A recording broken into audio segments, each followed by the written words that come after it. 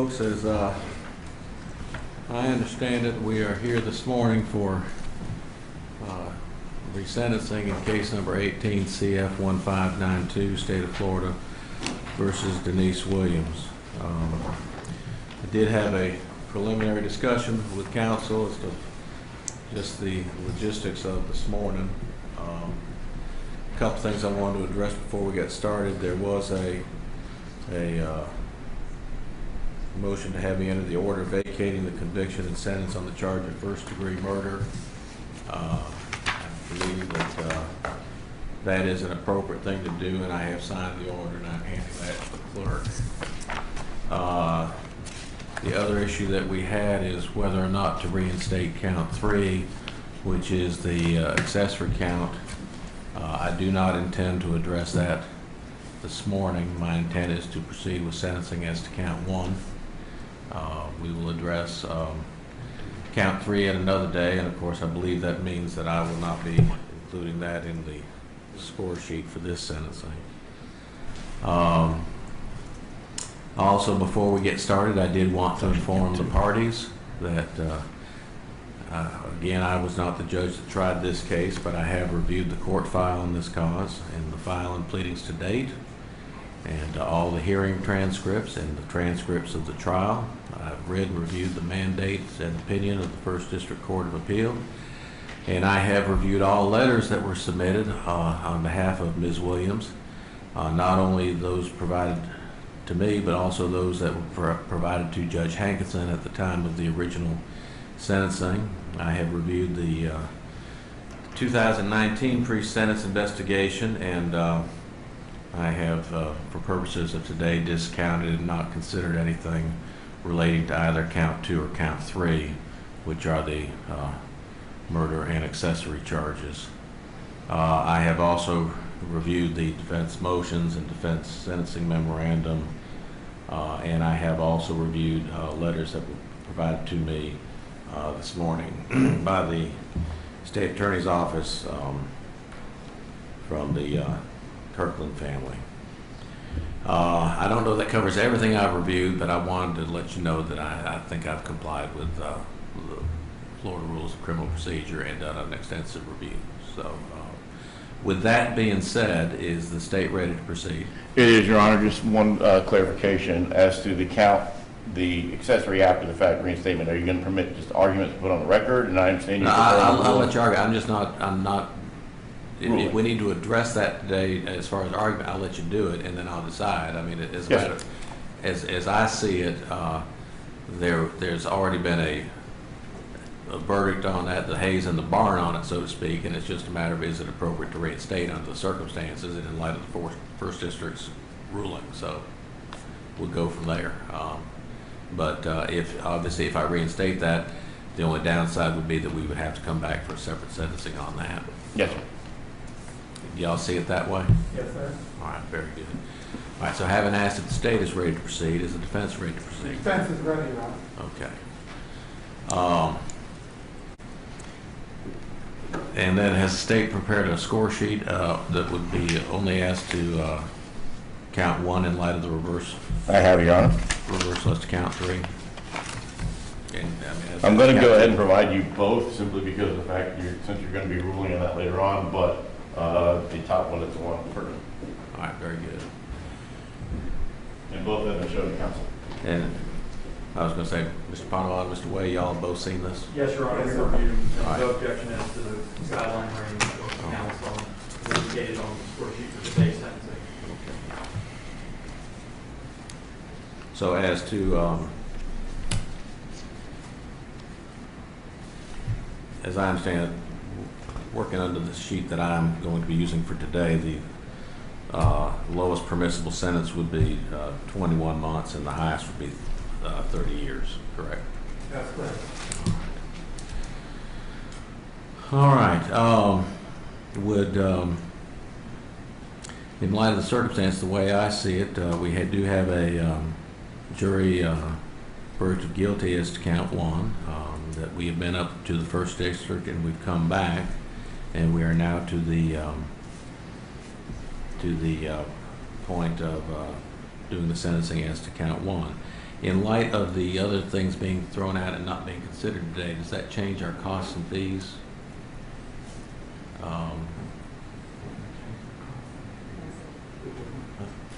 No, sir. So with that, I would not have to address costs and fees again today? The only thing I could think of, Your Honor, is if there were costs and fees associated with count two, of course, those would have to be vacated, or Right. otherwise, All right. I think that's right. I would agree, but I think the count two, I think they're going to be the same, if I'm not mistaken. All right. Ma'am, what are you showing for costs and fees right now? 2625, and that breaks down as to what?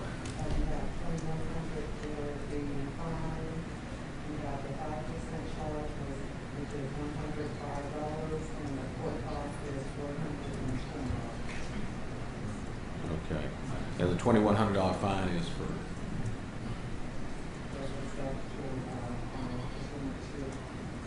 All right, y'all agree that's the case? Yes, Your Honor. Yes, sir. Okay, very good. All right. All right, well, that being the case, would either side wish to be heard further before the imposition of sentence? And the way I intend to do this today is I intend to hear from the defendant first, followed by the state, and then give the defense the last word. All right? Oh, and then before we start, Mr. Padova, the other thing, just for the media, there was a request with regard to Ms. Williams' daughter as far as not showing her image or broadcasting her under Marcy's law. It is my request that we respect her privacy if we can do so, and I've talked to the lawyers about that. And the lawyers have any objection? No, sir. Don't let me from the state, Your Honor. However, I do believe the media has the right to be heard during that No, situation. I understand that, and, Yes, sir. And if anybody wants to raise that, they can do that. But again, my preference is that we proceed ahead right now. Mr. Padovano? Thank you, Your Honor. We have 5 witnesses. The first 3 will be Denise's sisters, Darla Cosso, Deanna Lamb, and Deborah McCraney. I'd like, if it's okay with you, to call them all up to the podium with the idea that Deanna Lamb will speak for the group. Very good. Your Honor, are you going to want them in the middle? I think that if there's going to be them up together, there's probably more room right there for them to stand together.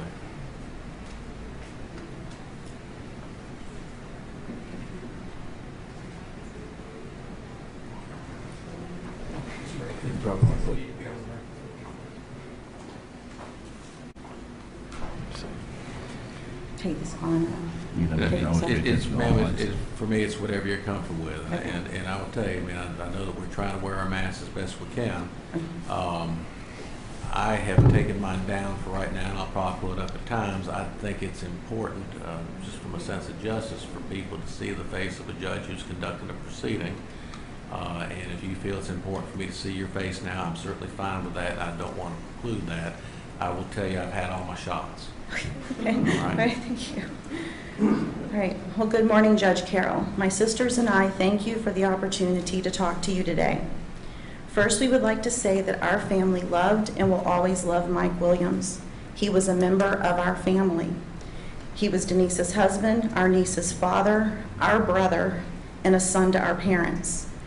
For my son, Mike was his very best friend. Everyone in this room who knew Mike knows of their bond. Bubbles was the name that my son gave Mike, and Mike is loved and missed by our entire family. We grew up in a loving home. Our parents taught us respect, compassion for others, a strong work ethic, importance of education, and most importantly, faith and love for God. From an early age, Denise had a passion to improve the lives of those she met. She raised her daughter with these same values, just as she and Mike had planned to do. Denise's family, friends, and coworkers know her to be generous, positive, gracious, compassionate, hardworking, and humble. These are character traits that she's been able to rely on and share in her current condition. We love our sister. We believe in our sister. We support our sister, and we are very proud of our sister. We are anxious for Denise to come home where we can assist her with her future plans to improve the lives of the women in the Florida prison system. Many that I like to say that we've had the opportunity to meet, talk to, and we are very passionate about helping these women. We respectfully ask for the minimum sentence of 21 months, and we thank you for your time and your consideration. Thank you, ma'am. Thank y'all.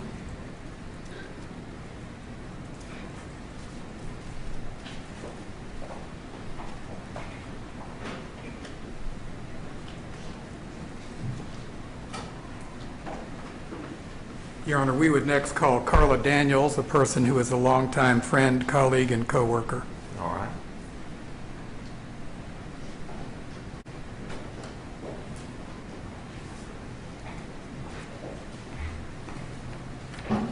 Good morning. Good morning, Ms. Daniels. Thank you for letting me speak. As I say, my name is Carla Daniels, and I have known Denise Williams since high school. We really didn't become friends until around 1994 when we started working together, and we were work friends for quite a while. And then in 1999, we both had daughters at the same time, so we became closer friends. We were living through, nighttime feedings and all that kind of stuff together. Over the years, we became really close friends.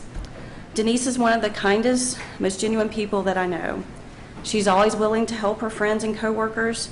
She's the first one to send get well cards or thinking of you cards and creating care packages when people are in the hospital or their family members are in the hospital, or just when they need encouragement. As a manager, she was always making sure that her staff not only were doing their work, but that they were doing okay in their personal lives. If they didn't look like things were going okay, she would sit down and say, is everything, how's it going? She was always trying to help people in any way possible. My children, who are currently now, have a son who'll be 18 next week, and my daughter's 21, they consider Denise their second mom. They knew that if they had a problem or needed help, that without a doubt she would come and take care of it, or be able to, love them unconditionally. Even if they were wrong, she would help them get through it. This has even stayed true while she was in prison.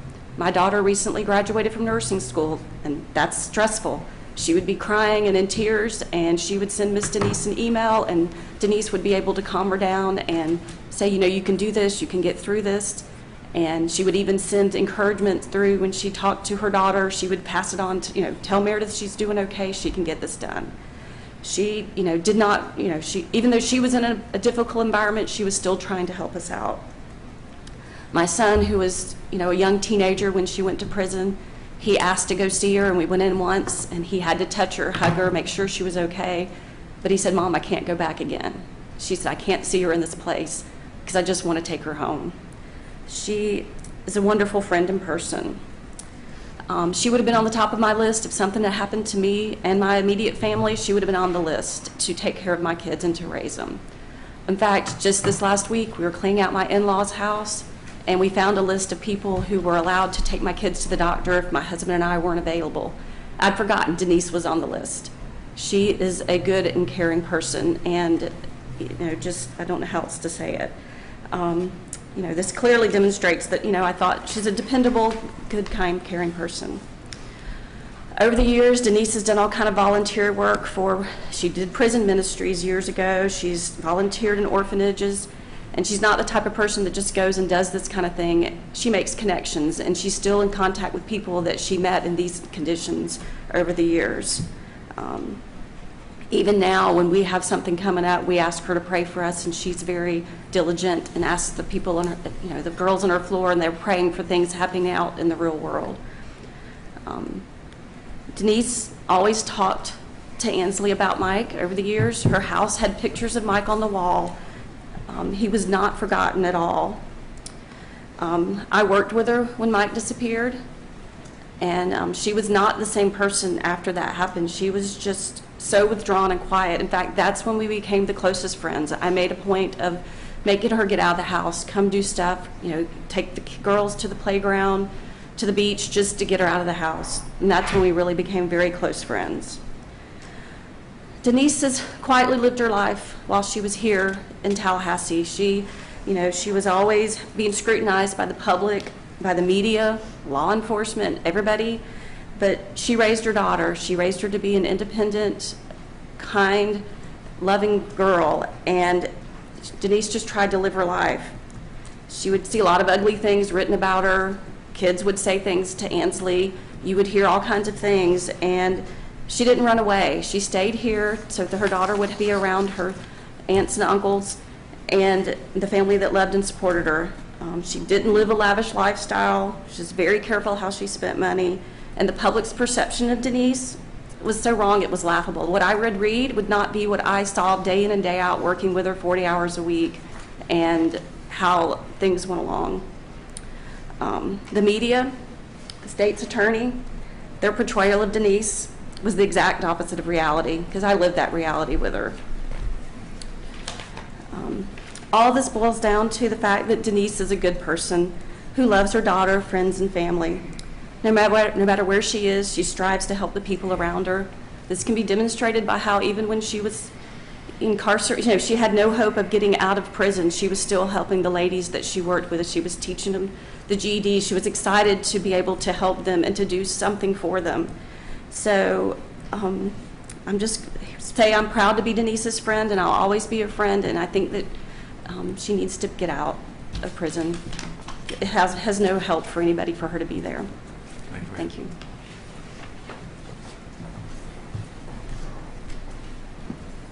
Mr. Padua?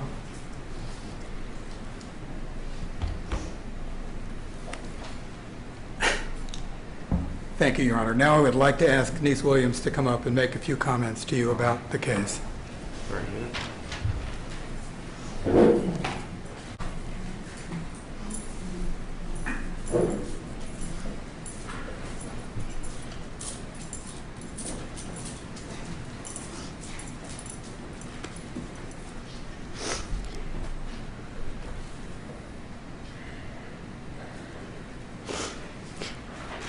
Judge Carroll, thank you for your time today. Thank you for reading the letters from my family and friends. Thank you for listening to my sisters and for listening to my daughter when she comes in, and thank you for the opportunity to speak to you. I stand before you today convicted by a jury of a heinous crime, conspiracy to commit murder. I understand that you will be sentencing me today based on their decision, but I do want you to know that I have never and would never want anyone to be murdered, not even the people that want this for me. What I am guilty of, however, is great moral failure at a time in my life where I chose to make reckless decisions that affected everyone around me, and for that I'm truly sorry.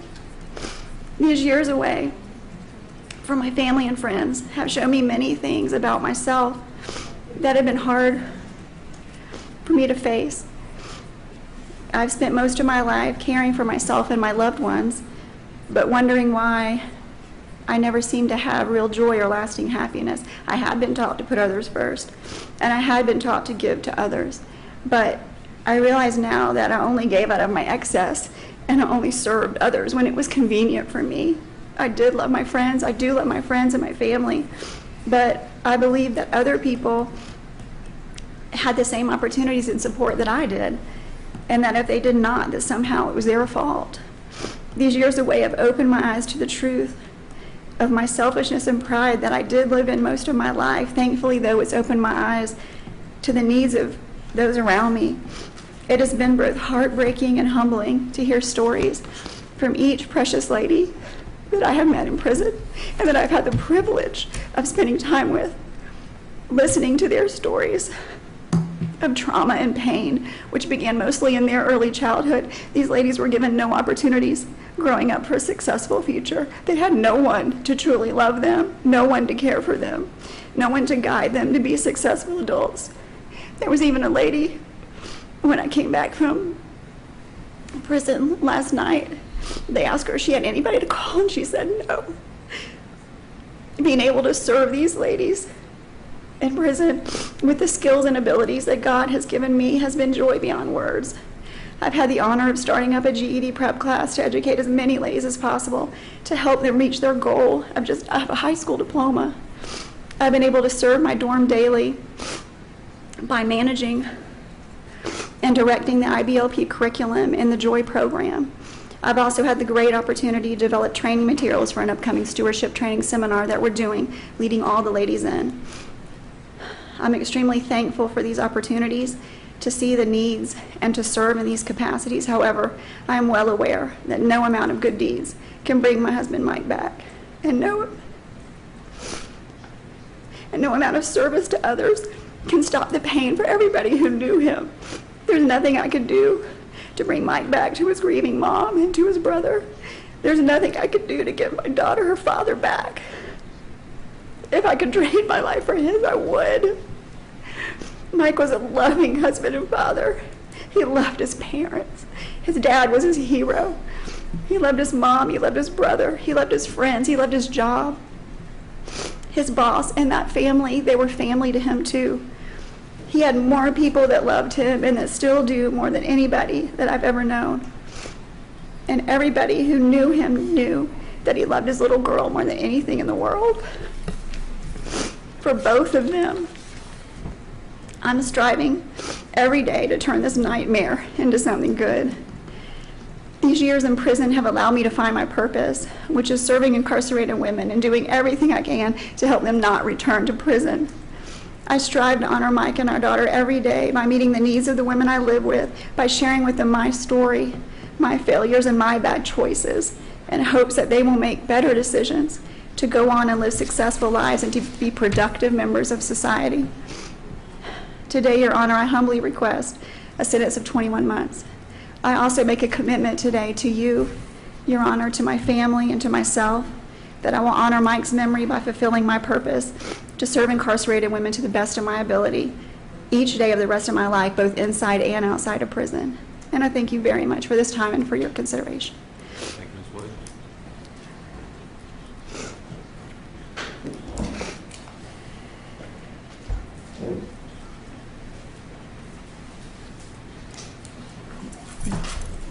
Mr. White? Oh, no, I'm sorry, Your Honor. Oh, Your Honor, I have a brief argument, but I think if Denise's daughter is ready, maybe it would make more sense to have her come and give her statement first. all right, very good.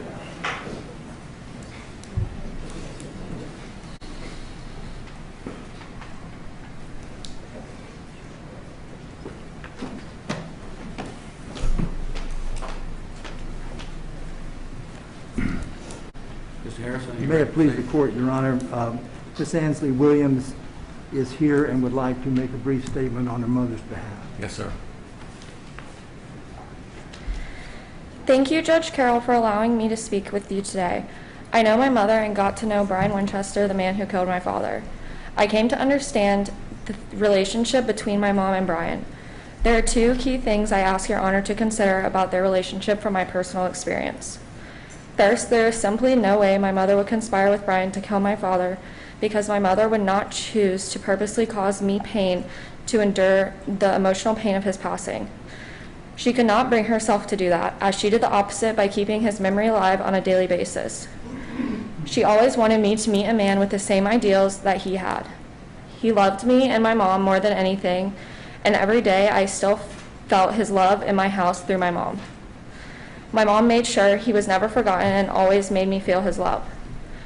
She has shown all during my life how much she cares for me and would do nothing to hurt me, even being my most supportive person these past almost 4 years.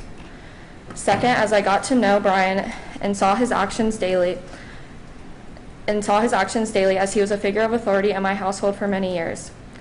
It is not that he so much dominated my mother, which he did, but he acted independently of her. I never once saw him consult with her about anything.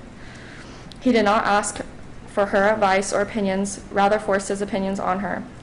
He acted on his own. He was erratic in his actions, which was most evident when he kidnapped her at gunpoint only because she wanted a divorce. Growing up, I saw he was impulsive, spur of the moment, and did not care what she had to say, or for that matter, what she felt. I could add much more, but I believe the things I've stated to you as clearly and precisely as I can. I am deeply concerned about the physical and emotional toll that this is taking on her. Would you please consider the lowest sentence of 21 months so she can come home and we can begin to heal together from the pain he caused us? Thank you. Thank you, ma'am. Thank you, Your Honor. Thank you, Mr. Harrison.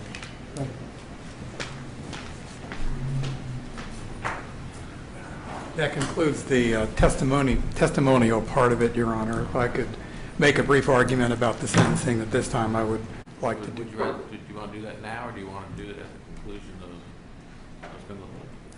the state's case? You know, that's fine. If you wanted to, in other words, you're suggesting just let the state present their testimony and then we can do.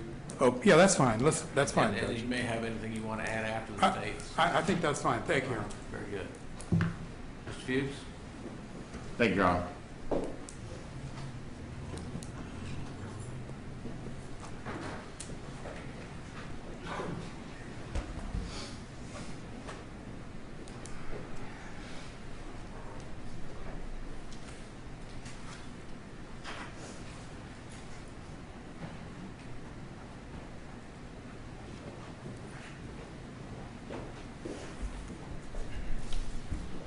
Now, I put that picture up now because I want to remind why we're here.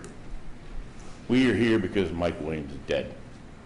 And we are here because Mike Williams is dead because of what Miss Denise Williams has been convicted of doing, and that is a conspiracy to commit murder that ended in his death. That's why we're here. We are here because Miss Cheryl lost her son. We are here because his brother lost a brother. And during this process, we're here because Ainsley lost a father, and she also lost Mike Williams' entire side of the family because of the actions of Denise Williams. Now, Ms. Cheryl Williams would like to talk to the court, please. All right.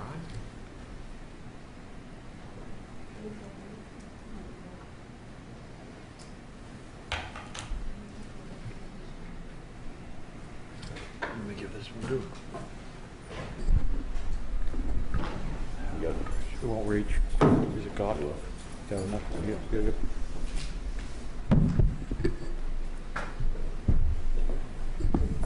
Right here? Right here? That's probably better. That's probably better.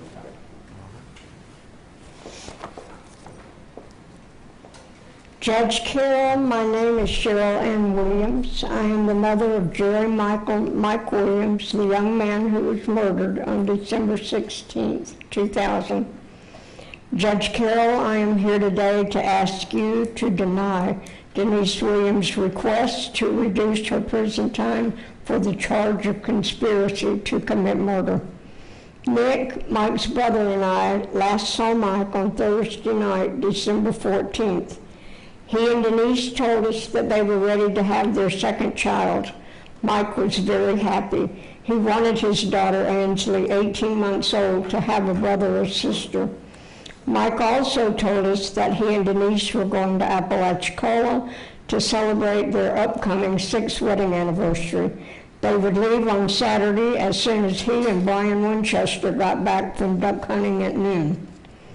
I talked to Mike on Friday. He told me he was going to play Santa Claus and ring the bell for the Salvation Army as part of his Rotary Club duties. Then he, Denise, Brian and Kathy, Ainsley and Stafford were going to the Christmas pageant in Thomasville. He would call me when he got back from hunting on Saturday. Judge Carroll, I never got that call. Instead, Denise called Nick at 3:00 p.m. to tell him that Mike was missing. He didn't come home from hunting. Her father and a friend had driven to Lake Seminole and found Mike's truck and boat trailer. There was no sign of Mike or his boat. Denise told Nick that Mike had gone hunting by himself because Brian had called at 3:00 a.m. to cancel. Judge Carroll, what none of us knew at the time was that Denise and Brian had been having an affair for years. For months, she and Brian had been planning to murder Mike. They were going to make it look like an accident. Even though Denise didn't love Mike, she didn't want a divorce. A divorce would have ruined her social reputation. She didn't want Ansley to be old enough to remember Mike, and she wanted to collect a $500,000 life insurance policy before it lapsed. Judge Carroll, Mike loved Denise. She allowed him to go hunting on their anniversary, knowing that her lover was going to kill him. All of her problems were solved. December 16th, 2000, my life as I knew it changed forever. There is no How to Find Your Missing Child manual available to help mothers in their search for lost children. I did what God told me to do. I wanted publicity. Denise did not. I wanted a criminal investigation. Denise did not. I begged Fish and Game to get the local law enforcement to do a criminal investigation. They told me Mike had fallen out of his boat and drowned and had been eaten by alligators. I knew this wasn't true because alligators hibernate in cold water. They don't eat. Mike's body was never found in Lake Seminole. Denise had Mike declared dead 6 months after he disappeared. She collected almost $2 million in life insurance money. I worked in my home daycare from 5 o'clock a.m. to 6 o'clock p.m. Then I would go out and put up missing person signs with Mike's picture on them. I made a big poster sign and walked the streets of Leon County asking everyone to help me find Mike. I wrote thousands of letters to the media and politicians begging them to help me find my son. I put ads in the Tallahassee Democrat, and I put up billboards trying to find Mike. Judge Carroll, I stood in front of the churches where Brian, Denise, and their families attended. I was holding my big poster on the public sidewalk in front of the churches. The ministers and other members of the churches would cuss me out and tell me to leave. I did not leave. I was told by law enforcement officers that I was crazy. According to them, Mike was eaten by alligators. I didn't do things the right way. I wrote too many letters. I talked too much. They told me to go home and shut up. I did not. After 9 months after Mike's disappearance, he was included in a Tallahassee Democrat article about locally missing persons. When Denise read it, she was furious. She called me and Nick to her house. She told us that she never wanted to see Mike's picture again. She never wanted to hear his name again. She had to get on with her life. She told me that if I continued to try and get a criminal investigation, that I would lose Ansley, my granddaughter, Mike's only child. Judge Carroll, I am a fighter, not a victim. When Denise threatened to take Ansley, I knew it was because she was hiding something. I knew that she knew where Mike was or what happened to him. I love Ansley, but Mike was my son. If I had not done what I did for 17 years, no one would have questioned the alligator theory. It took me 3.5 years to get a criminal investigation. When Denise found out about it, she went through with her threat and took Ansley away from me and Nick. Judge Carroll, my granddaughter was raised by 2 murderers while being denied the love and support of her father's family. She does not know her aunts, her uncles, cousins, or me, her grandmama. Denise told her that we were bad people and that I was crazy. We haven't seen her in 17 years. Denise not only killed my son, she stole my granddaughter. Ansley believes her mother is innocent. For 20 years, Denise, Brian, and the Merrill family manipulated my granddaughter's mind. This is evident in Ansley's support of Denise. She was totally brainwashed. Ansley is a bright, beautiful young woman who was sadly told her whole life that her grandmama Cheryl was crazy and would hurt her. But I am the only one who has never hurt her. I not only sought justice for her father, but justice for her. I pray one day she will be out from under the generational curse her mother bestowed on her. When Ansley is ready, the truth is waiting on her. It is compiled in testimonies and countless evidence that Denise is not capable of loving anyone but herself. She has proved this time and time again. When I found out on December 20th, 2017, that Mike's body had been found and that he had been murdered, part of me died too. For 17 years, I had hoped that my son was alive and would eventually come home. Now, that hope was dead too. The coroner sent me a message. Miss Williams, don't worry, Mike didn't suffer when he died. I disagree. What about the time he's trying to get out of his waders in the freezing waters of Lake Seminole? What about the time he's clinging to a stump in the dark, knowing his best friend whom he loved is going to kill him? Mike suffered horribly. For the rest of my life, when I try to go to sleep, I will see my son clinging to a stump, freezing, wondering why his friend is trying to kill him. I hear him screaming for help. I wasn't there to help him. It will haunt me forever.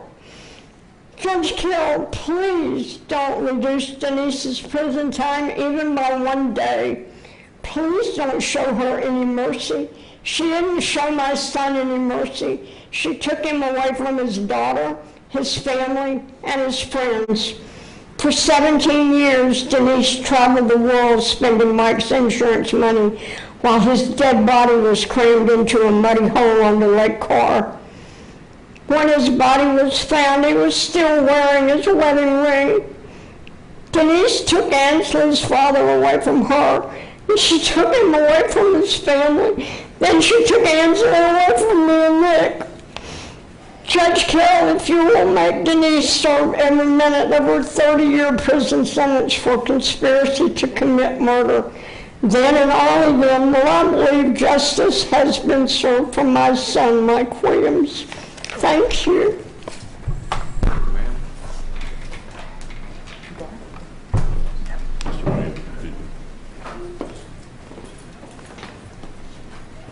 You don't want to address the court, do you?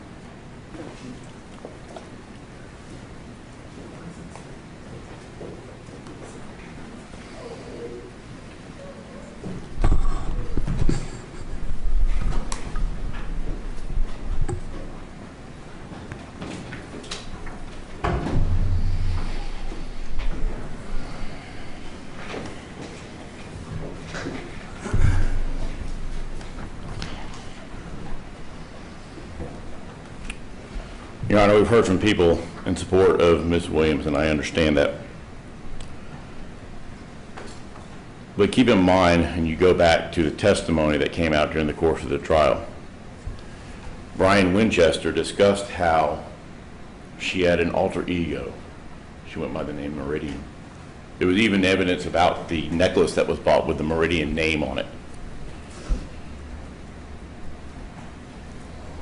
Your Honor, there's a book called The New Land. In it, there's a quote, "I see no evil because love is blind." I have no doubts that these people saw what it is that Denise Williams wanted them to see. But these people clearly never met Meridian.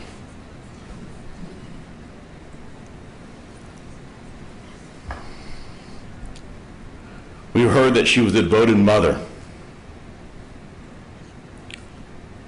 except for the fact it completely ignores the evidence that was presented during the course of the trial regarding the conspiracy to commit murder of Ainsley's father. It ignores the threats that came out from Meridian, that if Ms. Cheryl continued to seek media attention and justice for Mike, that she'd never see her daughter again. It ignores the fact that over that entire time period, Ms. Cheryl has not seen her granddaughter. Meridian stood up here, or Denise Williams stood up here and said, wrote down, Nothing I can do can give his daughter back her father. What about the grandma? What about the aunt? What about the uncle? Miss Cheryl, Nick, and the Williams family faced ridicule all these years by the friends and family members of Denise Williams about how crazy she was to believe that Mike had been killed. She was right.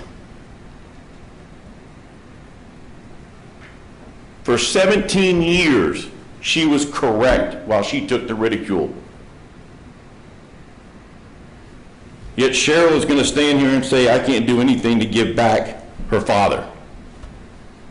What has she done to try and give back the grandmother and the side of Denise's family? Mike's family. You know, I watched her up here. There's a term called crocodile tears. I think in this situation, alligator tears may be more appropriate wording.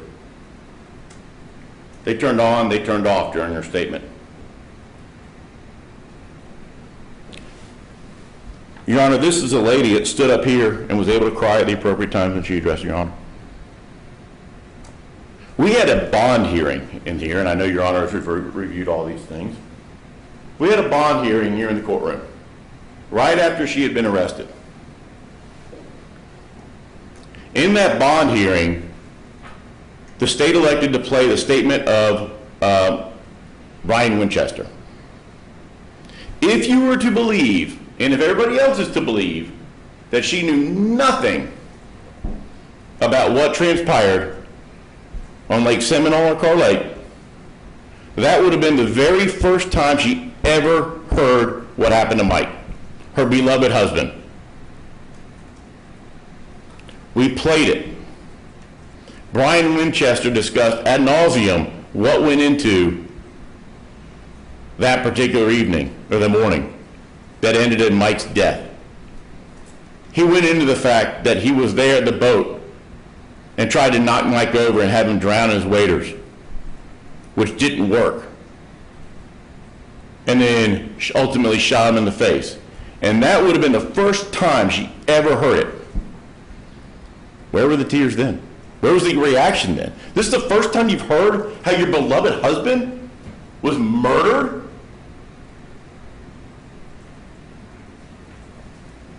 No reaction? Yet when she's before a court, she's able to have him.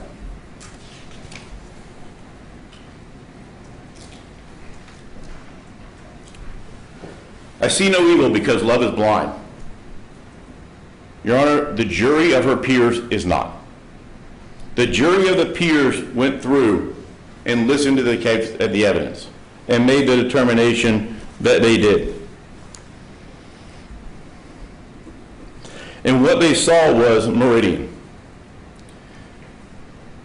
They saw the photos of Meridian having a threesome with Brian Winchester, her co-conspirator, and his wife before Mike's death. Those are in evidence. Those are photographic evidence of her being a cheating wife.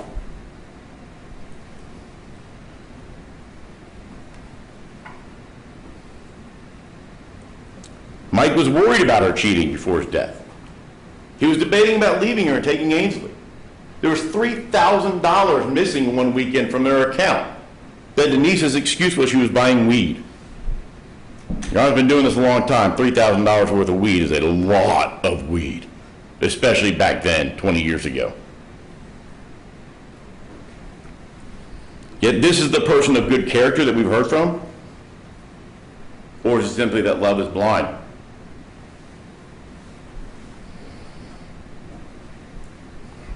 Good character aren't people that take granddaughters away from grandmothers. Good people aren't the ones cheating on their beloved spouse. Good people certainly aren't people that conspire in the murder of their beloved husband. Good people aren't ones that file for an insurance claim 16 days after Mike Williams went missing, while literally all of his friends and family are still on the lake looking for him.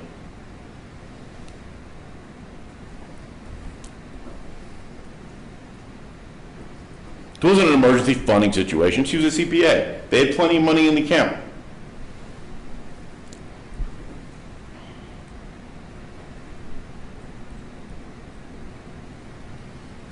What they saw was Denise Williams. They never saw Meridian. Meridian is responsible and before you in court today for sentencing. There are arguments in the pre-sentence investigation, I'm sorry, not in the sentencing memorandum put forth by the defense. I'd like to go into some of those things. They asked for the sentencing mitigator that Meridian was a minor participant in this. Absolutely not. No question the DCA has stated there's a legally she had a minor role in the actual murder. But they did state that her role was sufficient as it relates to the conspiracy to commit murder. Most importantly, the jurors of her peers that heard all of the evidence didn't think her role was minor. And they returned a verdict appropriately. Now, the DCA said that she played only a minor role, and certainly that is going to be the argument of defense counsel. Your Honor, the testimony during the course of the trial, Brian Winchester, that they had talked about this plan on how it is that they were going to commit this murder for over a year. There were multiple different ways they were going to do it. Were they going to do a boating accident offshore where both Kathy and Mike went missing and miraculously Denise and Brian Winchester survived? They even talked about the night before how they were going to set up their alibis with Denise's help. Meridian suggested to Brian that he give her a certain medicine that Kathy takes. Kathy, of course, was Brian Winchester's wife at the time. Because when you combine that with alcohol, it knocks her out cold. And the alibi was to be that Brian was home asleep during the time of this and woke up and went hunting with his father-in-law. So she's actively participating in the drugs to give Kathy to make sure she's sedated sufficiently to set up the alibi. Brian Winchester talked about the roles and the alibis and how they were going to establish the alibis, that Denise was going to stay at home and call her sisters after a certain amount of time to show that she was in fact at home this entire time and didn't have any play in it. She talks about the anniversary. Your Honor, this hunting trip happened on their anniversary. I understand Mike Williams is an avid duck hunter. And I know duck hunters are duck hunters and they go when it's duck hunting season. But there is not a person in this world that can do anything on their anniversary without getting permission from their spouse and significant other. Doesn't happen. That conversation in every household across America is, okay, well, what time are you going to be back? Because we've got to go back on this trip later on this evening because they were going to Appalachia. Who are you going hunting with? Yet when law enforcement goes missing, Meridian never tells law enforcement, oh, by the way, he went hunting with Brian Winchester.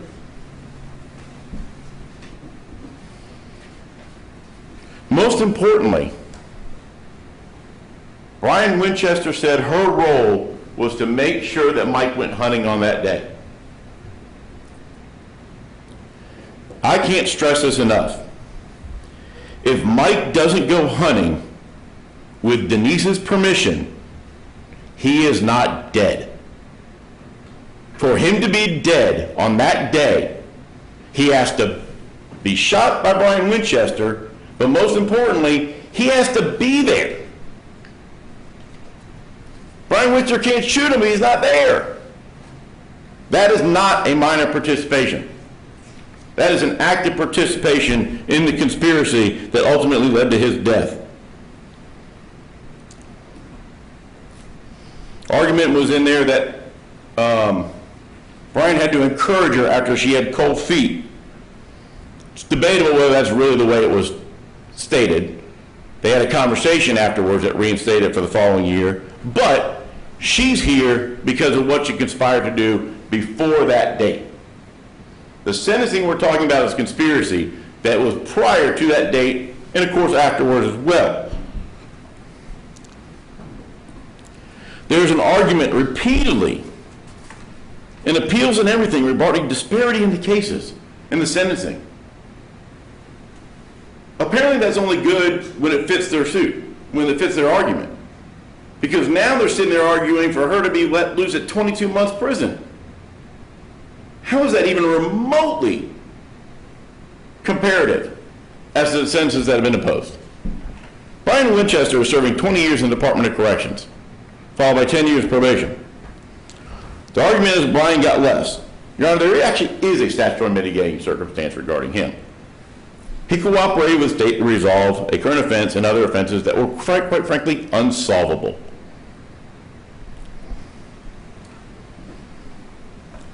Meridian had the same opportunity for 17 years to do so. She talks about the duress and the fact of the incident that happened up in Atlanta. Yet somehow that didn't trigger her to say, hey, maybe this is the guy, if she doesn't believe that Brian Winchester is the guy that committed this murder like she so claimed for so long. Never said, oh, this guy came at us with a gun. Maybe he did do something, like the rumors have been circulating around this community for all those 17 years that she never ran from. What about when he put a gun to her head and kidnapped her on that day?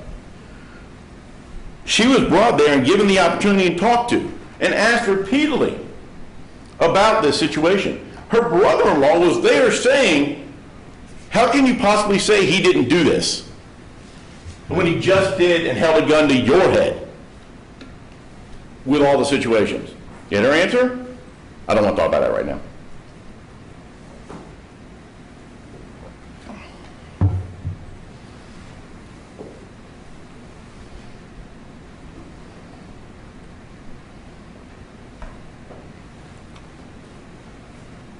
Is that because she didn't know he didn't do it and she didn't have a role? Or is it because that is the pact that her and Brian Winchester had? That no matter what happened, they would never tell the roles of the other person. Is that why she was so surprised when she found out that Marcus Winchester knew of the murder, and when she was flat out accused of being a murderer herself by her friend? We heard from her friend that said that she was not the same person after Mike was killed, went missing. She was withdrawn and quiet. Is it because she missed Mike?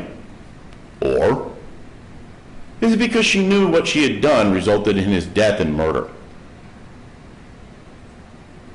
There is no evil because love is blind. Or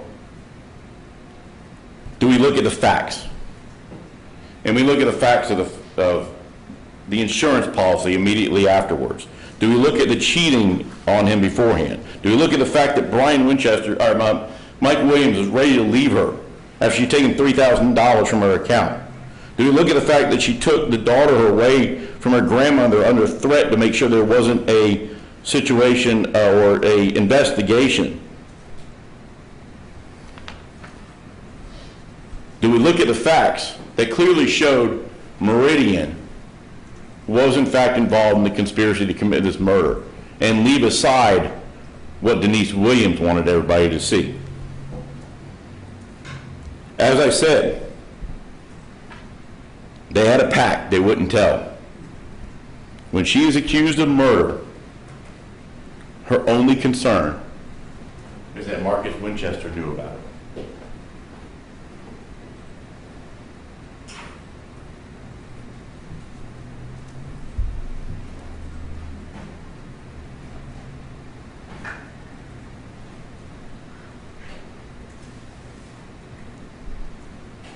Brian told me that y'all planned it. Planned what?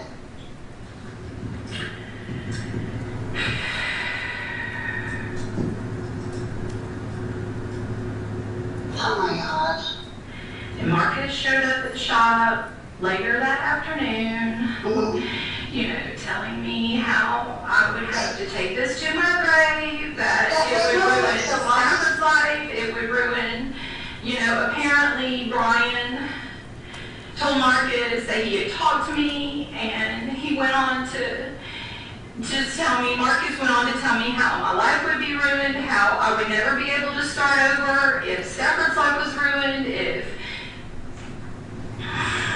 So Marcus knew?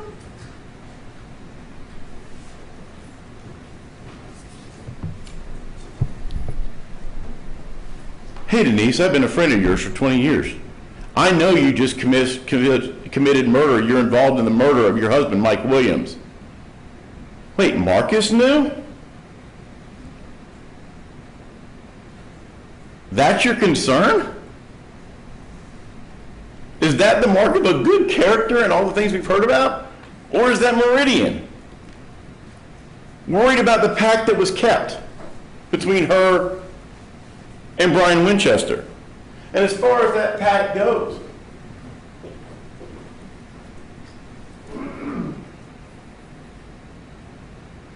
Well, I mean, I know that you know something, Denise, because whenever I was going out to see Marcus, you're like, tell Marcus to tell Brian I'm not talking.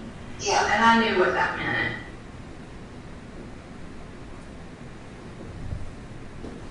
tell Marcus to tell Brian that I'm not talking. Your Honor, if she's not involved in the conspiracy, and she's not involved in everything else like that, they're claiming she wasn't, what is the purpose of that conversation? Or is that conversation consistent, again, with what we know Meridian and what the jury's determined Meridian had done?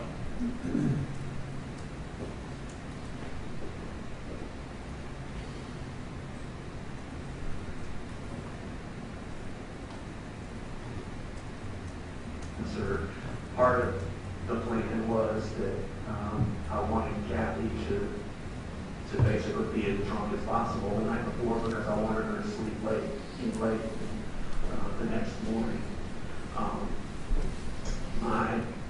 My alibi, the plan was that all of this would occur very early in the morning, and I would have time enough to get back and meet my father-in-law up near I-10 and Thomasville Road to actually go on a hunting trip with him. So that was going to be my cover, going to be my alibi. Her alibi was going to be that she was at home with Ansley. And the plan was when Mike didn't come back home that eventually she was going to start calling her sisters and her dad from her house phone so that she could establish that she was at the house, prove that she was at the house with Ansley. So what was the plan? What happened? So Kathy and I went out and went to the concert, got home late. She did have a lot to drink. There was discussion between me and Denise, and I can't remember if I actually did this or not, or if I did it the week prior, or I just really can't remember, but I remember Denise and I talking about there was some medication. There was some medication that Kathy had. And we talked about giving her a little bit of that medication that would cause her to sleep really heavy and make sure that she slept really good through all of it because I didn't want her to wake up and realize how early, I didn't want her to know how early I was leaving the next morning. So the plan with Mike was that I would meet him at a gas station on Thomasville Road up near the overpass. Well, the overpass I don't think was there at that point, but meet him up at a gas station up near the McDonald's up there. And I met him there. I had told him that we were going to go to a secret special spot to go hunting. And that he needed to bring his waders. I have to make sure that he brought his waders because the belief there was kind of like there still is probably like a duck hunter's myth that if you fall overboard with your waders, you're going to sink really quick and drown. So I had to make sure that he brought the waders. And so I told him about this, great spot that we were going to go, and he needed to bring his waders. So I met him at the gas station, and I told him when he drove up, I was real paranoid about phones and him calling me and there being a record of him calling me. So I told him that my battery was dead on my phone, that there was no reason for him to call me as we were driving over to the lake, because normally we would have called and talked to each other on the phone or even ridden together. I don't even remember how or why I told him that I needed to use my vehicle instead of just going in his, but somehow I came up with some reason to do that. He says call him and try to make sure he was going to get the waiters. When did you call him? Talk about that? I don't remember specifically. We talked several times. Mike and I talked every day ourselves. So we talked about hunting all the time. And we talked about this trip several times prior to it happening. So I followed him over to the lake. He had his boat behind his Bronco. I followed him in my white Suburban. Lake Seminole, which is about 50 minutes away.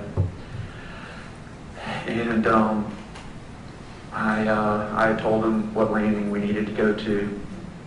And so we pulled into the landing and launched the boat. And I said something, I had to make sure that he had the waders on, so I said something about we're running low on time, or we're going to be really pushed. And why was it so important for the waders to be on? Because I believed and we believed that if you fell overboard with the waders on, that you would sink pretty quickly. So I told him something like we're running late. We need to go ahead and put our waders on, here and now before we get in and go. And so we both did that. And because I knew where we were going hunting, I was in the back of the boat driving, and he was in the front. What kind of boat are we talking about? Like an airboat, or what were we talking about? It was what's called a canoe. It's basically a canoe that has a flat back that you can put a small motor on the back of it. I'm familiar with canoes. Canoes can be a little tipsy. This boat was, yes, basically like a canoe, so pretty tippy. Okay. So you had put a little water in your head now. You're driving. Yes, sir. I was driving, and I know I was very concerned about the time. Everything had taken longer than what I had anticipated, and I had to be back in town early enough in time to meet my father-in-law for my alibi trip to occur.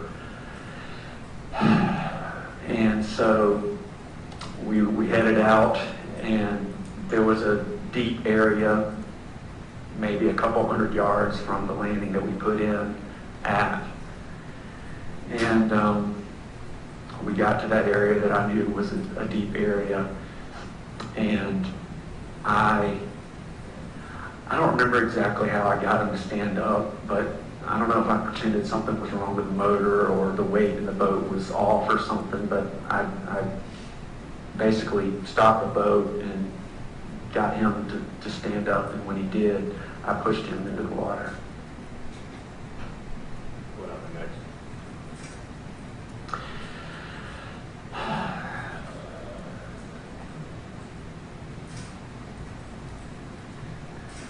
So he was in the water, and he was like struggling, and the motor of the boat was still running, and I pulled off just a little bit to get kind of away from him so that he couldn't reach back into the boat. And I didn't know it at the time. I didn't know if he was trying to swim or I didn't know what was going on, but what I came to find out or eventually realized was he was taking the waders and the jacket off. And he got those off, and I think I forgot to tell you about this part before, but I remember now that that area of the lake had a lot of snags, a lot of dead trees that come up out of the water, and there's a lot of stumps that come up out of the water.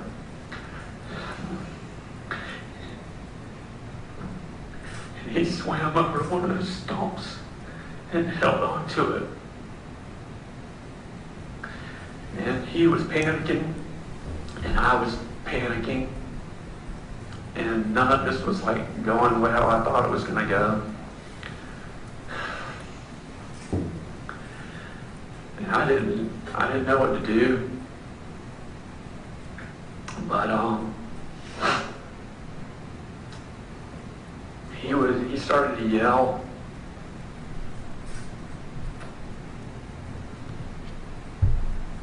And I didn't know how to get out of that situation.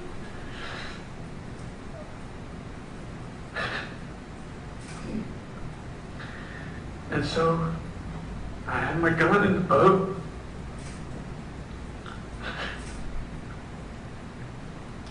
And so I loaded my gun, and I made one or two circles around, and I ended up circling closer towards him, and he was in the water, and as I passed by, I shot him.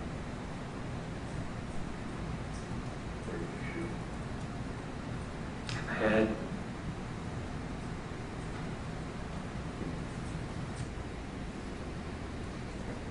Your Honor, we are here because of the role that lady, Denise Williams, conspired with that man to kill Mike Williams, that ended up in his death as it was just described. That ended up in his death, as Ms. Cheryl said, with Mike clinging to a stump and begging for mercy. The argument is going to be made that this is Brian Winchester. This is Brian Winchester. This is Brian Winchester. Except Brian Winchester's testimony, as the juries heard it, and jury made a determination, was supported by stubs to concerts. It was supported by photographic evidence. It was supported by receipts for Meridian's necklace. It was supported by love letters from Denise Williams to Brian Winchester. It's not just Brian Winchester's testimony. He explained everything, but it's supported by everything else. The argument's been made regarding the betrayal of a friend that ended up in the shooting. Proportionate sentencing. Which is the bigger betrayal? The friend or the wife and friend of marriage? I would certainly argue that a betrayal of his wife and his friend and the mother of his child is far greater than the betrayal even of the person that actually shot him. Because she's the one. If she doesn't cheat on Mike with Brian Winchester, we don't go down this road. If she doesn't give permission on their anniversary for him to go hunting, we're not here. She's the one that set all of this in motion. That's what the evidence has shown.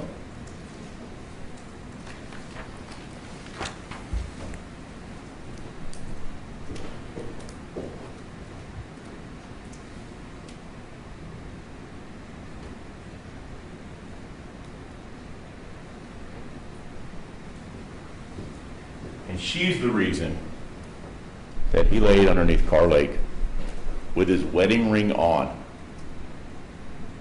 deteriorating, and was ultimately found, and justice was served by the verdict of the jurors almost on the exact anniversary of his death, 18 years later. And Your Honor, we are asking you that you continue to have justice served by sentencing Ms. Williams Meridian to 30 years in the Department of Corrections. Thank you.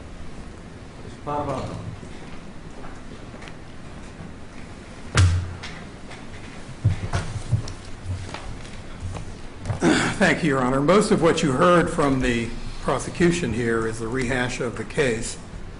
A little bit of the bond hearing testimony from hearsay testimony at the bond hearing from Brian Winchester, little snippets of the most favorable direct examination during trial. There's a lot of it that I can take issue with. You know, just as an example, the love letter he's talking about was written 4 years after Mike disappeared. It doesn't show that they were having an affair at the time, but there's a lot of putting little bits and pieces together like that. And my question, though, is why are we retrying the case here? The jury found Ms. Williams guilty of conspiracy. That is a fact that I have to deal with. That is a fact that you have to deal with. And just to dredge up all of the things that happened at trial doesn't really answer the question. Now, Mr. Fuchs did talk about sentencing. As best I can tell, his sentencing theory is that this crime was actually committed by somebody else, somebody named Meridian. He said that over and over again. And I'm sitting there thinking, why is he saying that? And then it dawned on me. He has to make her out to be some monster that she isn't in order to get the sentence that he wants. He knows that if you look at her record, if you see her for what she is, if you see her family for what she is, the sentence he's asking for isn't even remotely justifiable. And so he pretends that this isn't Denise Williams, this is some fictional character named Meridian. Judge, we've had enough of that. This case has been infected with all kinds of misinformation and disinformation in social media. And I'm just asking you to get beyond the fantasy here and see Ms. Williams for who she is and what she is. Now, I want to make a few comments in mitigation here, but first I want to put this case in a broader context. Denise Williams was convicted of conspiracy to commit murder on the testimony of Brian Winchester, the man who committed the murder. The state gave Brian immunity for his testimony against Denise. He agreed to give that testimony while he was in custody facing a life sentence for kidnapping Denise at gunpoint. He has never served a day in prison for murdering Mike Williams.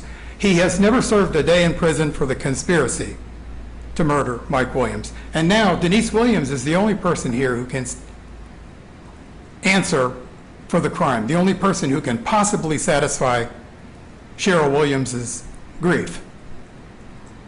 That's not fair. I think the way this case was handled, in fact, the way it even came to be a case in the first place, should be very troubling. It is very troubling to me. It doesn't change the fact that you have to sentence her. I know that. I understand that. But I think that these basic facts about how this case came to be and the relationship of these parties has a bearing on the sentence, the just sentence that you should impose. Now, as you know, the lowest permissible sentence under these sentencing guidelines or the criminal punishment code is 21 months. In our sentencing memorandum, we outlined 4 mitigating factors. I'm not going to go over them in detail here because I know you've read that, but I do want to make a brief comment about each one of those to add a few points about the mitigators. The first one, and I think the most important one because it's a statutory mitigator, is that she had a relatively minor role. All those people out there in the land of Facebook and Twitter who think she masterminded this, that is simply no evidence of that. None. We have to go by the facts. This is a court of law, and we have to look at the facts. And the facts were outlined by the First District Court of Appeal in their opinion. They started out their opinion by saying that, you know, it takes very little to convict somebody of conspiracy. And I think you know that from your own experience. It doesn't take a whole lot. And then they went on to say, in fact, she actually she had very little involvement, as a matter of fact. Here are some direct quotes from the court's opinion. This is the court speaking. This is not me as an advocate. This is the court. Brian never testified about anything Denise did or said to incite or encourage him to commit the murder. He planned a lot of it. He instigated a lot of it. Certainly, there was no evidence that Denise concocted the plan or enlisted Brian to murder Mike. I would ask you just to think about how those objective comments by a court reviewing this evidence line up with what Mr. Fuchs just said. And then the final thing the court said, notably Denise at one point was getting cold feet about the idea, and Brian had to encourage her to be on board before he would move forward with the plan. So you get the clear picture from the court opinion that she was a relatively minor participant in Brian Winchester's plan to kill Mike Williams. Now, I think and I think the important thing about this is that it's a statutory mitigator. It's not just a lawyer coming up here with some excuse, oh, he had a hard childhood, he wet the bed when he was a kid or something. This is serious. This is what the Florida legislature says is a statutory mitigating circumstance, one that a court could consider to go below the lowest permissible sentence. Now, I know you can't do that. She's already served twice that much time. But I make the point only to say that it's a very important mitigator, one that's recognized by the legislature. Now, one more comment about her involvement. I think one of the most telling facts about her involvement, or the degree of her involvement, is that Brian Winchester testified that he never told Denise that he shot Mike Williams. He never told her. To this day, Your Honor, Brian Winchester has never told her that. So the question I have, how involved could she have been if he went out and did this and didn't even bother to tell her?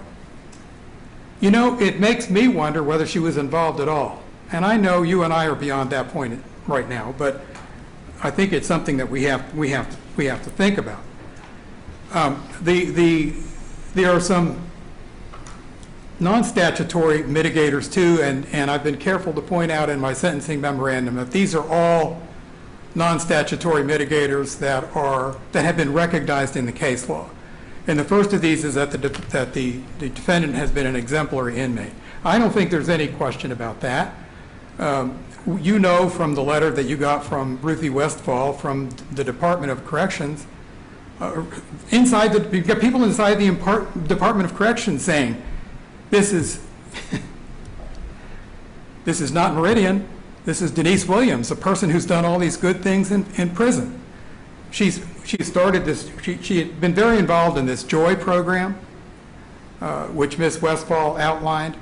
She literally started a GED program in the women's prison, was taught 20 other women on the way to their GED, and I'm informed that one of them actually did get a GED. She teaches other inmates how to play the piano. So, Judge, this is not Meridian. This is Denise Williams, a good person. And I think the thing that is the most telling thing about her activities in the prison is that she did all of this when she was facing a sentence of life without parole. Down at the DOC, they call those ladies toe taggers. The only way they're getting out is in a box with a tag on the toe.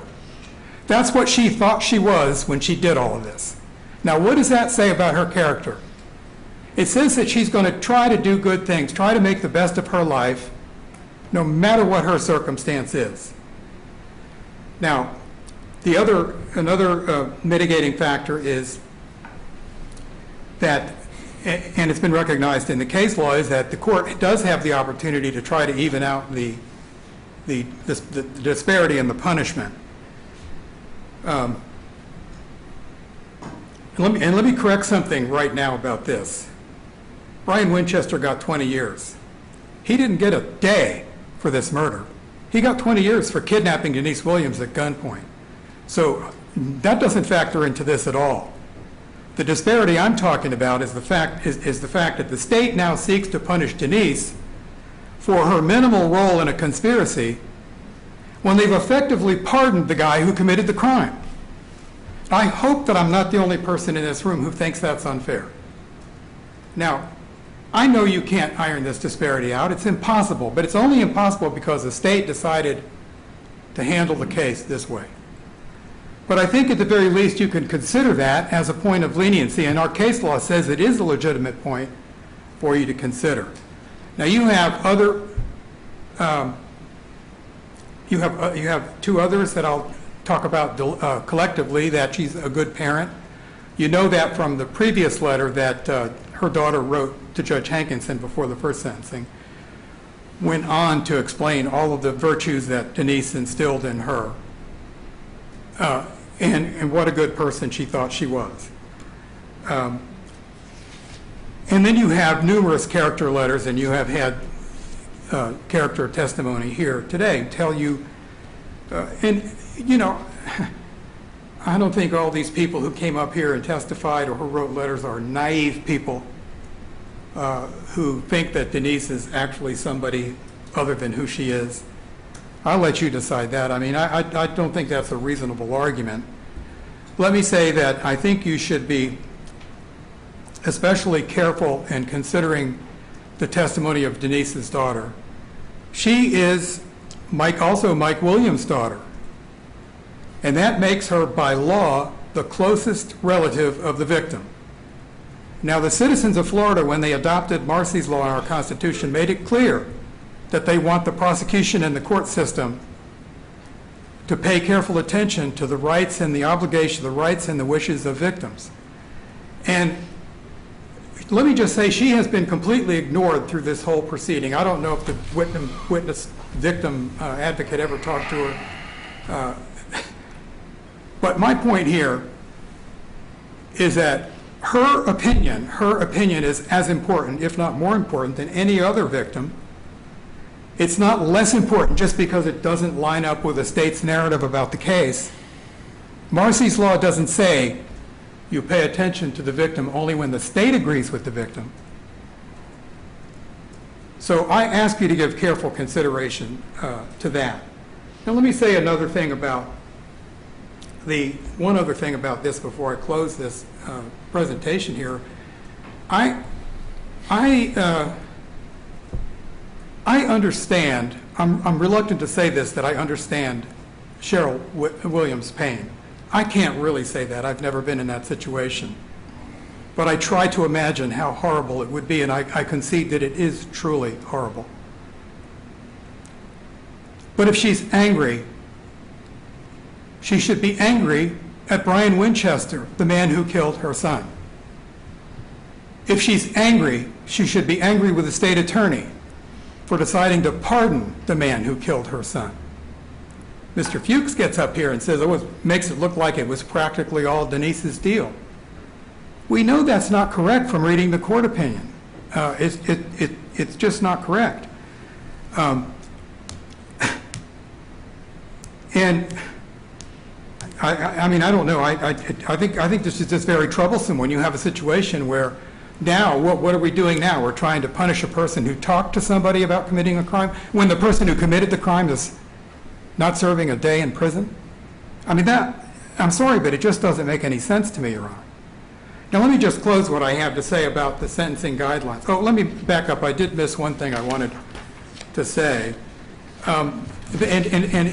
In reference to the involvement, you know, Mr. Fuchs made a point, he made a point numerous times about how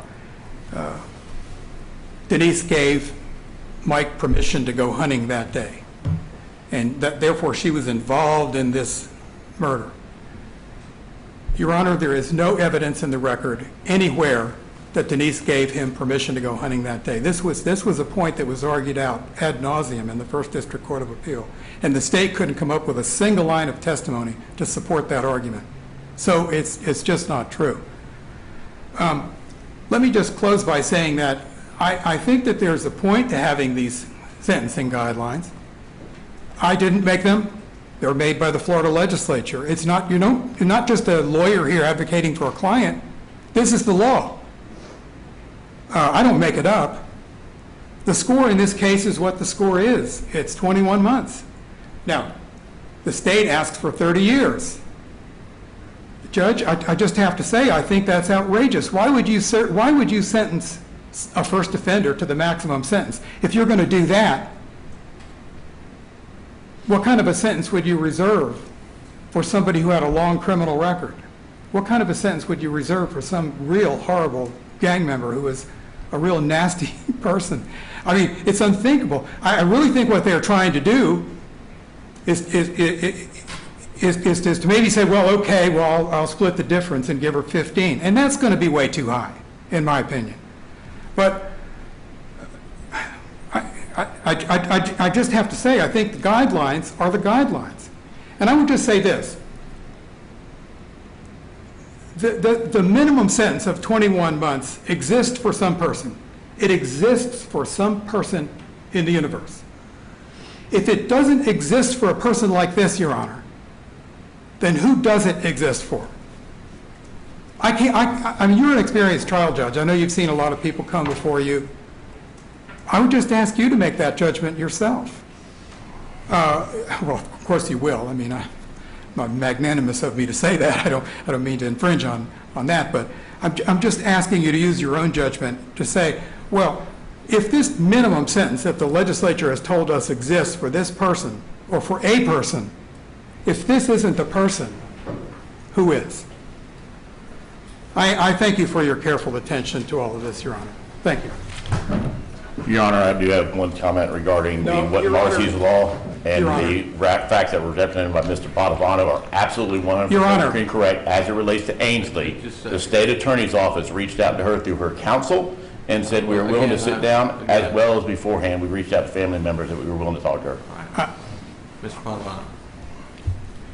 Well, I was just going to say, I thought your order was that... No, you get the last word on anything of merit, and he had a little bit of legal thing he wanted to raise, and I'm okay with that. He did last week agree to speak with Ainsley, only after Mr. Harrison wrote a letter invoking... I'm not all that particularly concerned about that right now. Yeah. Is there anything else that you want to say? say? No, sir, I've said everything I need to say. Mr. Wade, did you want to say anything? No, Your Honor. Thank you very much.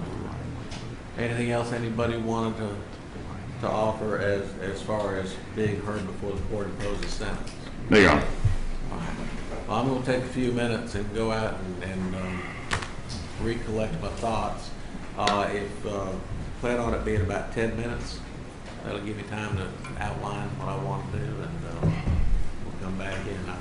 We'll be in recess for a few minutes. Thank you, Your Honor.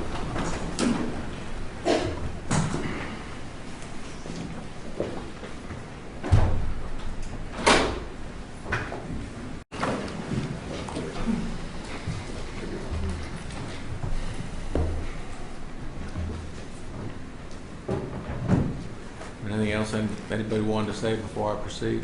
No, Your Honor. No, Your Honor. Well, before I start, I do want to address everybody. I am about to pronounce sentence here, and if anybody on either side feels that they can't comport to courtroom behavior beforehand, I just simply ask that you leave now. I don't know of any judge that looks forward to handling a sentencing, and it, at least for me, never gets easy, and frankly, I hope I never get to the point that it does. I do want to explain what I'm about to do here a little bit. Normally, I try not to say too much on the bench, and I got a picture of Will Rogers here on my bench book saying never miss a good chance to shut up, and I try to follow that. But I think it's important to talk to everybody here today, because I did read all of the letters from family, friends, and on both sides, and I do not doubt the sincerity of a one of them. From the Williams side, they all indicate that Ms. Williams was a good person, a mother, and a solid friend, and that they can't square why we're here with the person that they know. We have had some discussion about what went on, and you know, you can't really do the sentencing without having an appreciation for why we're here. And I have gone through and I read and reviewed the transcripts in the file and the holding of the first district, but you know, the evidentiary portion of this conviction has already been sustained, and the summary of it is pretty straightforward and to the point, and the evidence shows that Denise and Brian had an agreement to kill Mike, and that Denise intended for Brian to kill Mike. The first district in their summary noted that it showed they discussed alternative methods of killing Mike, and that Denise squashed the plans that she thought were too risky. That after she called off the first planned hunting trip, Brian met with her to see if she still wanted to go through with the murder. He did not want to stage the accident if Denise was wishy-washy. She again agreed that they should proceed. There could be no doubt that at a minimum, the multiple meetings between Brian and Denise to discuss the plans for the murder made it more likely that the murder would actually occur.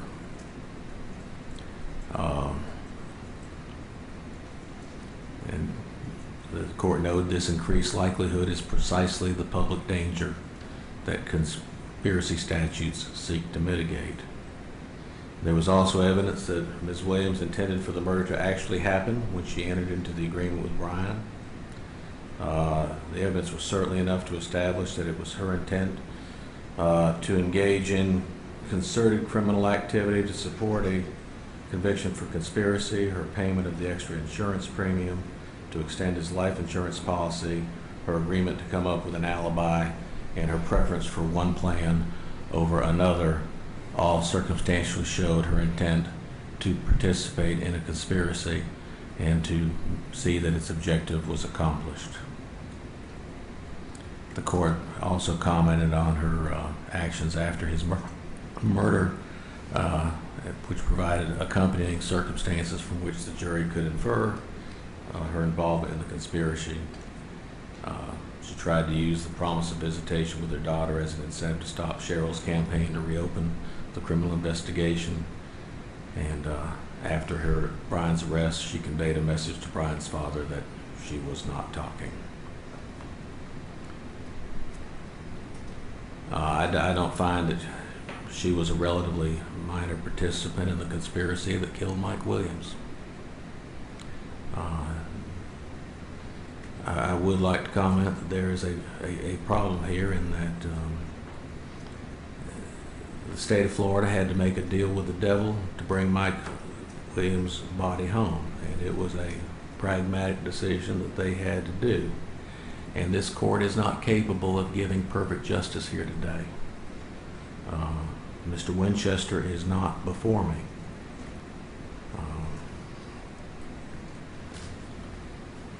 But the truth is that Ms. Williams could have stopped this on December 16th as she had done before. When Mike Williams left the house that morning, Ms. Williams knew three things: that if things went as planned, he wasn't coming back. She wasn't going to have to go to Apalachicola on the anniversary trip, and there was $1.75 million or so in insurance that her co-conspirator had helped her to obtain. This is a sad case. This case is a tragedy. This case is a waste, and it didn't have to happen. Ms. Williams, having been previously found guilty by a jury as to count one conspiracy, and having already been adjudicated guilty of that count by Judge Hankinson, I now find that it is the judgment of the law and the sentence of this court that you be committed to the Department of Corrections to be imprisoned for a term of 30 years. This sentence will be with credit for time served to date, and I believe would be nunc pro tunc to the original sentencing date of February 6, 2019. Court costs are there's a $2,100 fine, the $105 surcharge, and the $420 in court costs. You would have 30 days from this date within which to appeal the sentence and judgment of the court, and if you could not afford a lawyer, one would be appointed to represent you on any appeal. Counsel, have I left anything outstanding? No, Your Honor. No, sir. All right. Ms. Williams, do you understand the sentence that I've imposed? Yes. All right. Thank you, everybody. We'll be in recess.